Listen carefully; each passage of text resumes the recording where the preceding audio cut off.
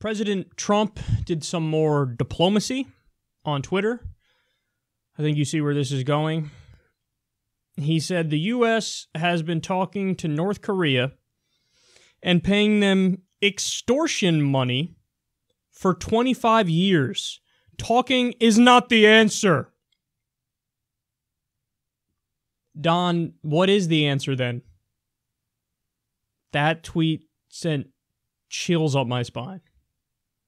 The U.S. has been talking to North Korea and paying them extortion money for 25 years. Talking is not the answer. So what's the answer?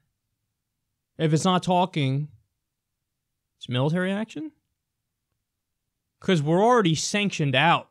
I mean, we have so many sanctions on them that I don't even know if it's possible to come up with new sanctions. So if talking's not the answer, that means there's a military answer. You know, if he is willing to say such bombastic things like this on Twitter, and he doesn't think anything of it, because he doesn't, that's clear, or else you wouldn't fucking say it on Twitter. Imagine what he says when he's actually speaking to his advisors, and his advisors are talking to him about the possible options. Like, I could see a general, or one of the various neocons in his administration, talking to him. And saying, well, here are our options militarily. And he's like, let's do that. And like, Mr. President, it's not... Really, the groundwork isn't laid out yet for us to do this kind of an attack. Get it ready, and then we're going to do that. We've talked for long enough. The time for talking is over. Talking is not the answer. We must act. We must be strong. I think he probably has this knee-jerk reactionary... Like, yeah, let's just attack them. And even other generals and neocons who are pro-intervention across the board are like, okay, but we got a lot more work to do before we get to that point. He doesn't get it, man. Like, so, you're a normal person. If I explain to you, hey, if you do this, they do this. If we do this, they do that. You go, oh, okay, that makes sense. So if I say to you, look, the way it's going to work is if we try to do any kind of military strike, there's an immediate launch on Seoul, South Korea. Guaranteed. You go, oh, okay, well then we're not doing that. We're not going down that path because that's off the table. I'm not going to put at risk hundreds of thousands, if not millions of people in South Korea. But Trump, I don't think when you describe to him something, I don't think he thinks of the next move. He's a checkers guy. He's not a chess guy. He can't think 3 or 4 steps down the road.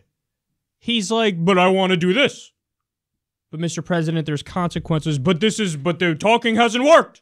Talking is not the answer. So when you have a genuinely idiotic guy as president, a thin-skinned, idiotic person, I mean, you're rolling the dice here with world security.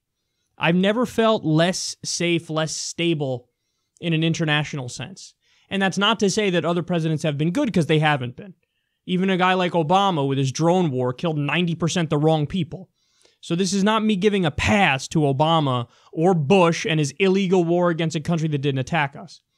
This is Trump, a guy who doesn't just have that bluster and that arrogance and that bombast and, oh, we're going to do the war, we're going to attack. This is a guy who's so stupid that even when told, hey, this is not like Iraq, they had no capacity to strike back. You know, they had no capacity to hit one of our allies or something. North Korea does.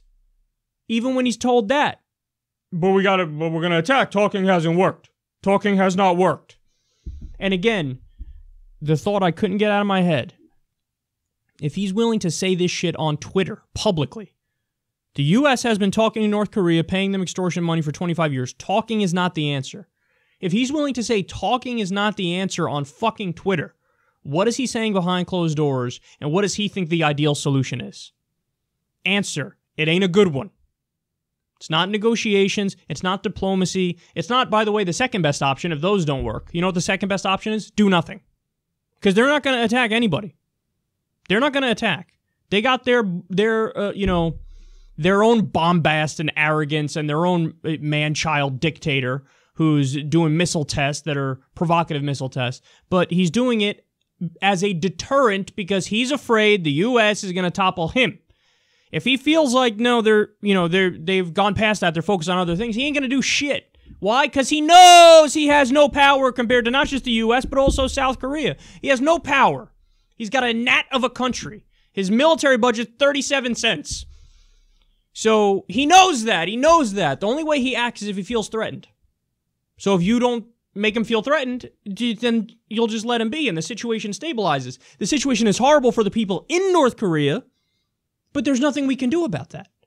We don't have a fucking magic wand. There's nothing we could do to liberate the people of North Korea, nor should you think that that's what the U.S. gives a fuck about. If we cared about liberating people, would we be propping up Saudi Arabia as they oppress their own population in a ruthless fashion? Of course not.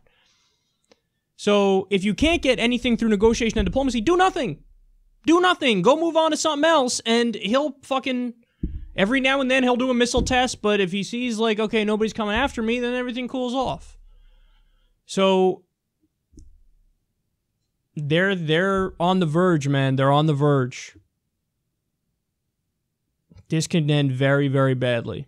What I'm trying to convey to people is that if you have a sense of security, you shouldn't. If you are like, it'll work itself out for sure. That's by no means a guarantee, and you need to know that.